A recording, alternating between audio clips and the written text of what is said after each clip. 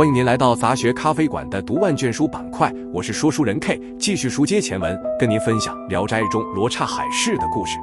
上回说到，我们的主人公色艺双馨的大帅哥马季，先是遇到了海难，漂流到一个叫大罗刹国的病态国家，这里是万事颠倒，以丑为美。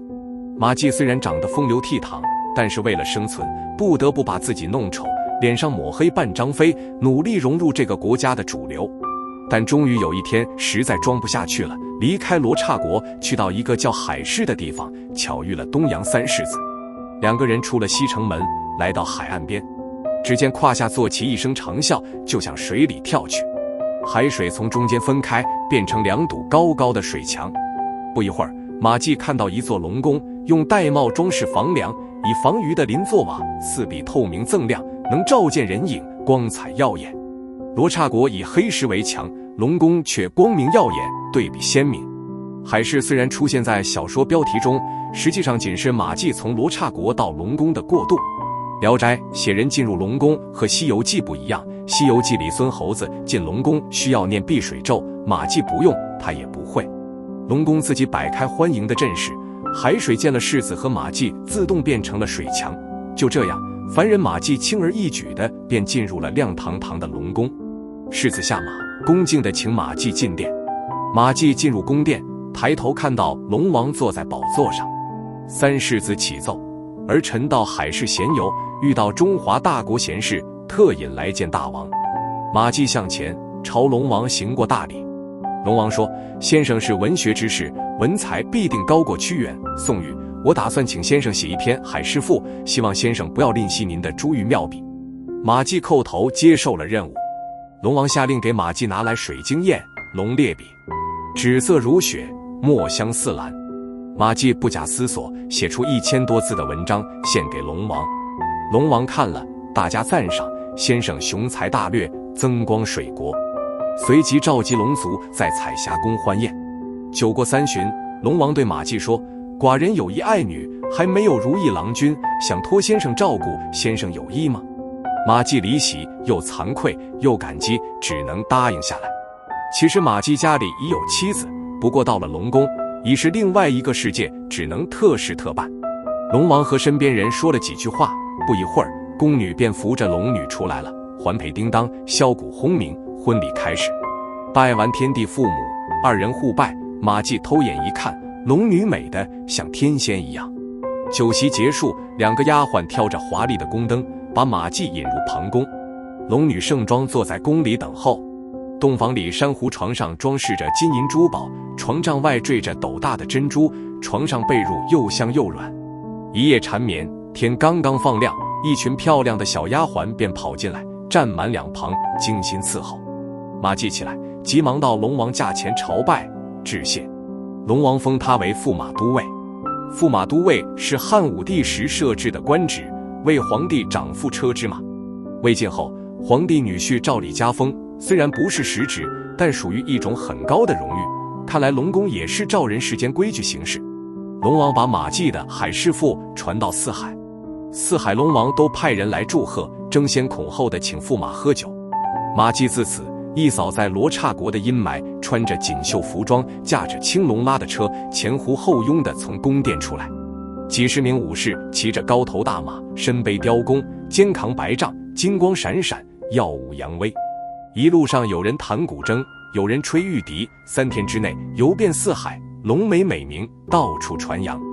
马季的自是龙眉，现在又是龙王的女婿，真是珠联璧合。在天才小说家蒲松龄的笔下，有时候人物的名字就预示了他的发展。马季和龙女的爱情描写沁人心脾，但无论眼前多么美好，时间一长，马季难免开始思念家乡。对龙女说，我离家3年，远离父母，不能孝养，每当想到这个就伤心落泪，你能随我回乡吗？龙女说，仙界和人间不是一条路，我不能随你回去，可我也不忍心因夫妻之爱夺去你与父母天伦之福，请容许我慢慢想办法。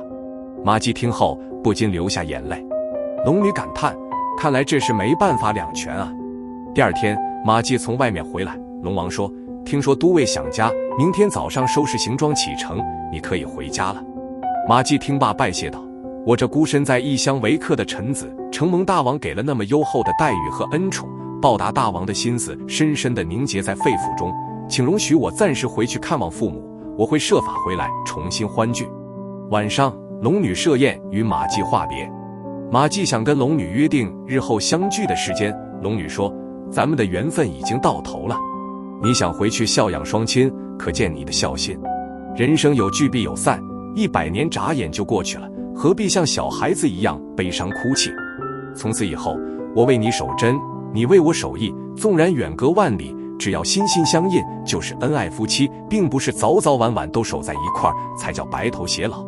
另外还有一件事，我似乎有了身孕，请你给孩子起个名字吧。”马季说：“如果生女孩就叫龙宫，生男孩就叫福海。”龙女让马季留下一件信物，作为孩子日后跟父亲见面的凭证。马季在罗刹国得到过一对红玉莲花，便拿了出来。龙女说：“3年后的4月8日，请你泛舟南海，到时我把孩子还给你。”说完，拿出一个鱼皮口袋，装满几代人吃穿都用不完的珠宝，交给了马季。天刚刚放亮，龙王设宴为马季送行，又送给他很多珍贵的礼物。马季拜别龙王出宫，龙女坐着白羊拉的车子把他送上海岸。马季上岸下马，龙女说了一句珍重，回车便走，一会儿就走远了。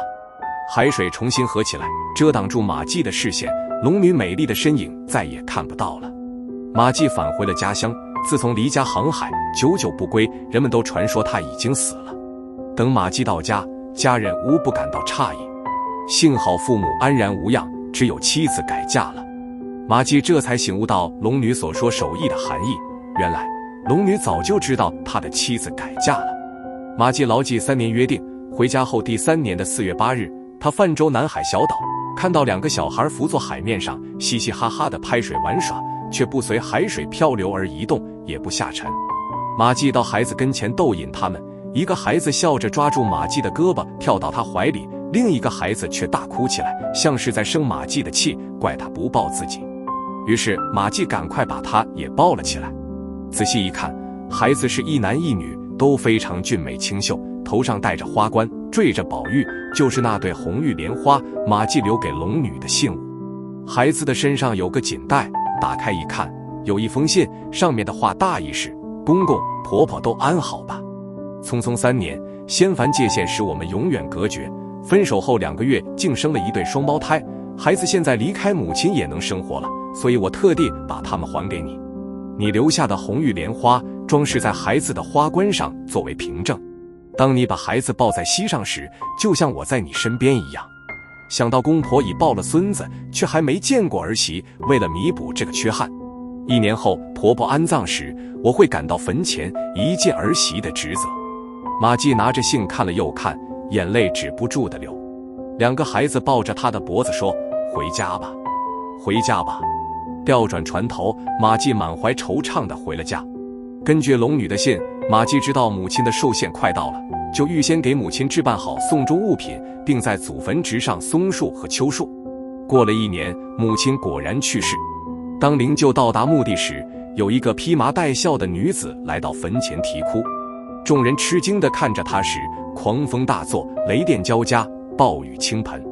转眼之间，穿校服的女子就不见了。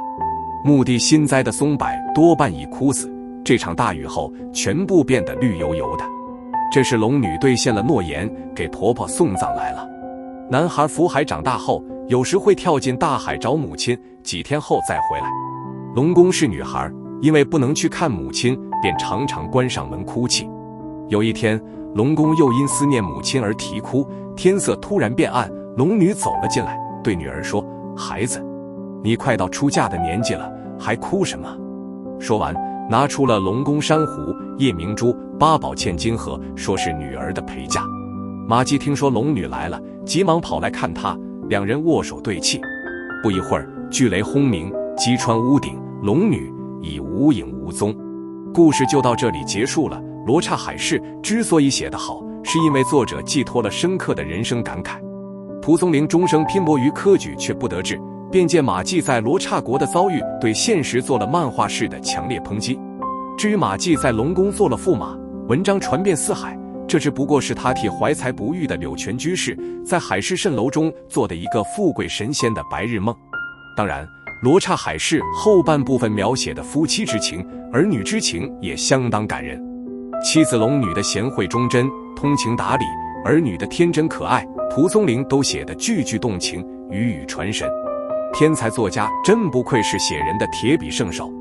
这就是罗刹海市的全部分享，感谢您的观看，并欢迎点赞关注我们，预知更多精彩，且听下回分解。